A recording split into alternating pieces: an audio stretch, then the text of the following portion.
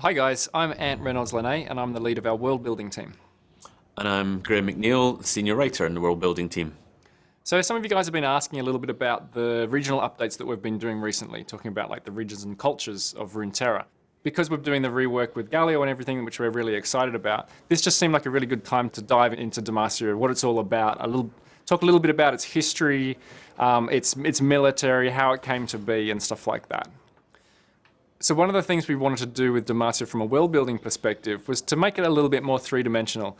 We didn't want to move away from what Demacia was. Like, we still love Demacia and what it is. We wanted to retain the core essence of what it is.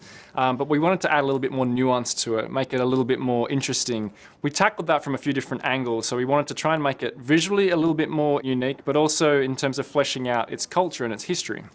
Yeah, and the history of Demacia stems from the Rune War, which was a cataclysmic, world-spanning war that almost destroyed the world and brought the races of Runeterra to the edge of extinction.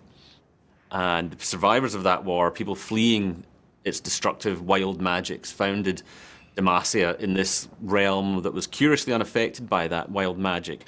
It was a fertile place, it was self-sufficient, it seemed kind of immune to the magics that were ravaging the rest of the world, and crucially it was defensible. So they settled here and they built walls to defend what they had because they knew that a place of refuge in the wake of this destruction would prove very desirable to all others. So they wanted to make sure that nobody would take it from them. So that gave rise to a culture that was fiercely independent, insular, and had a very, very powerful military to defend it.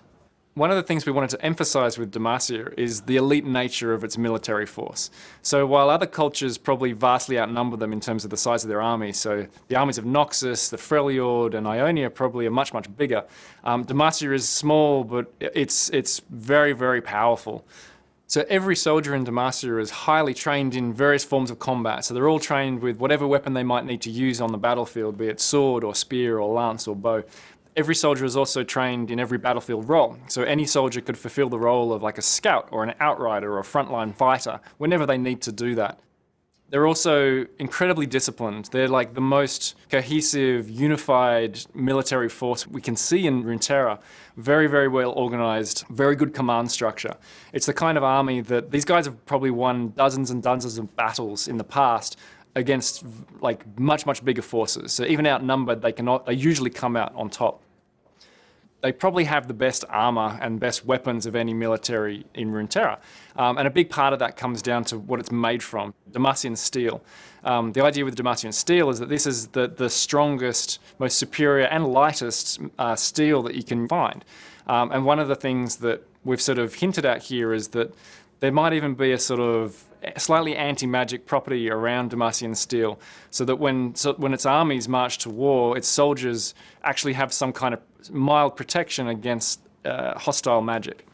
Yeah, because magic is such a rare thing in Runeterra, and especially so in Demacia, because given how the country was formed in the wake of the Rune Wars, its people have been raised on folk tales of dark mages and powerful wild magics that almost destroyed the world. So quite naturally they fear magic and are suspicious of it. But that was a long, long time ago. Much of this magic has never been seen in Demacia. There's pockets of Demacia where they don't even believe that magic is real anymore because it's not woven into the fabric of the nation like it might be in a place like Ionia.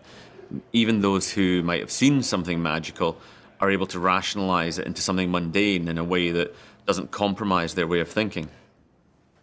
Lux is an interesting character for exploring the idea of magic in Demacia because she's well known as somebody who helps the helpless, who looks after the poor and is well regarded by everybody in Demacia. So for her to have this magic at her heart leaves her fairly conflicted. That makes for an interesting dilemma for a character who has this power but lives in a place where she can't actually acknowledge that she has it. So this certainly doesn't mean that we're done with Demacia, very far from it. We didn't get around to doing every single bio and story we wanted to this time around, so there's plenty more to come back to. For us, we actually see this as laying a good foundation for the future. So we've established here a little bit more about what Demacia is, and its core themes and stuff like that, and using all that material now we can move forward and start telling some bigger stories. So if you guys want to learn more about Demacia or any other part of Runeterra or any of the champions, head on over to the Universe site. There's lots of information there. There's lots of bios, lots of stories. So make sure you go and check that out.